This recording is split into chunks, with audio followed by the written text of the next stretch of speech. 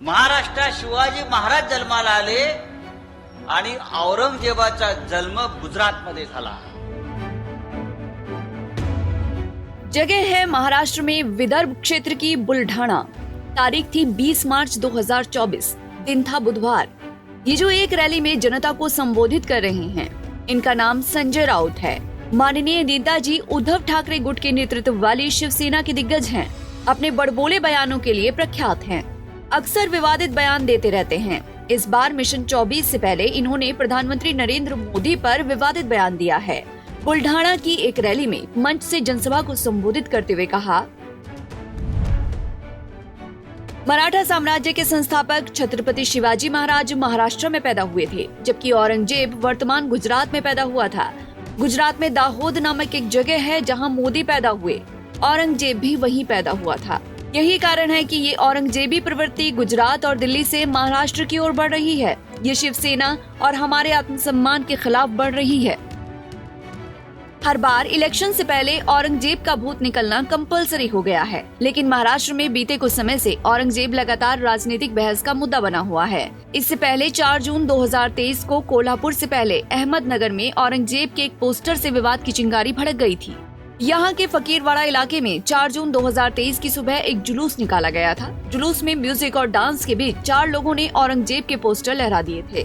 चारों के खिलाफ केस दर्ज हुआ था और राज्य की राजनीति उस समय एकदम अपनी चरम सीमा पर पहुंच गई थी। ये विवाद अभी ठंडा भी नहीं पड़ा था कि कोल्हापुर से एक नई घटना सामने आ गई।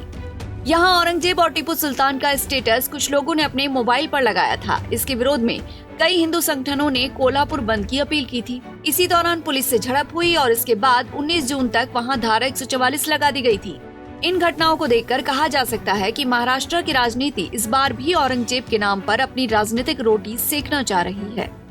बहरहाल संजय राउत के बयान पर बीजेपी भड़क गई और कहा, उद्धव ठाकरे की शिवसेना उन लोगों के साथ खड़ी हो गई जिन्होंने औरंगजेब का यशोगान किया है। जनता ऐसे सभी बयानों का तरीके से जवाब देगी। संजय राउत जी ने औरंगजेब और अफजल खां की बात कही है, तो मैं पूछना चाहता हूं, औरंगजेब की तरफ का कौन है जिसने दिल्ली के लुटियन जोन में औरंगजेब के पूरे खानदान के नाम पर सड़कें रखी हैं? आप उसके साथ खड़े हैं। अभी आपकी महाविकास अघाड़ी सरकार में एक ऐसे व्यक्ति को राज्यसभा भेजा गया जिसने औरंगजेब की कब्र पे जाकर आंसू बहाए, रहमतुल्लाह सले बोला और शिवसेना ने समर्थन देकर उसको राज्यसभा में भेजा। किस विरासत की बात कर रहे हैं?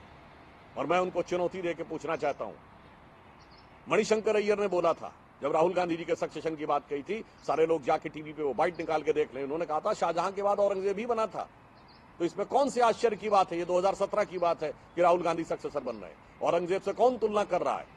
और मैं शिवसेना को, जो कि छत्रपति शिवाजी महाराज की विरासत से निकली बाला साहब ठाकरे जी की विरासत का आधार खो चुकी है, उन्हें मैं चुनौती से पूछना चाहता हूं कि शिवाजी के समय में औरंगजेब के लिए उनके राज कवि भूषण ने यह बात कही थी, आज वो बोल के दिखा दें।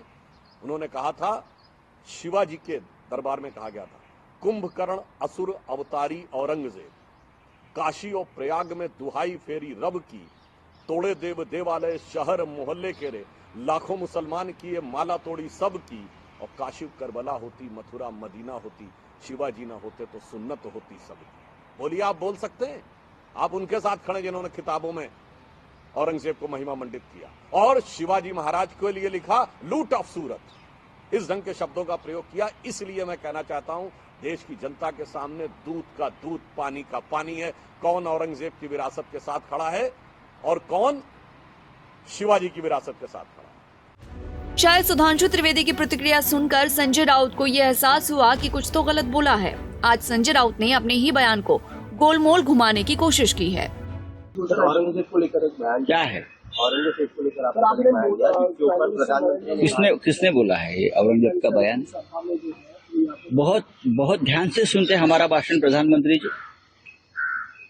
देश के प्रधानमंत्री जी, महाराष्ट्र के कोने में एक भाषण हो रहा है, उसमें से कोई 2-4 वाक्य 2-4 सेंटेंस पिकअप करते हैं और उसके ऊपर अपने आगे की रणनीति बनाते हैं।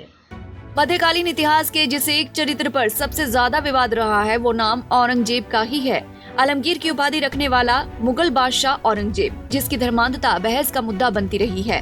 हिंदुवादी संगठनों से लेकर सियासी दल औरंगजेब के इतिहास से जुड़े अध्याय पर तलवारें भांजते रहे हैं। अभी भी यही हो रहा है।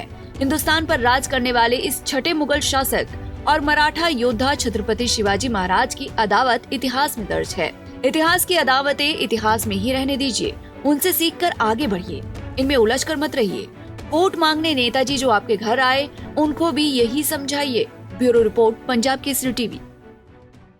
हमसे जुड़े रहने के लिए हमारे YouTube चैनल को सब्सक्राइब करें और नई वीडियो की नोटिफिकेशन के लिए बेल आइकॉन को दबाएं।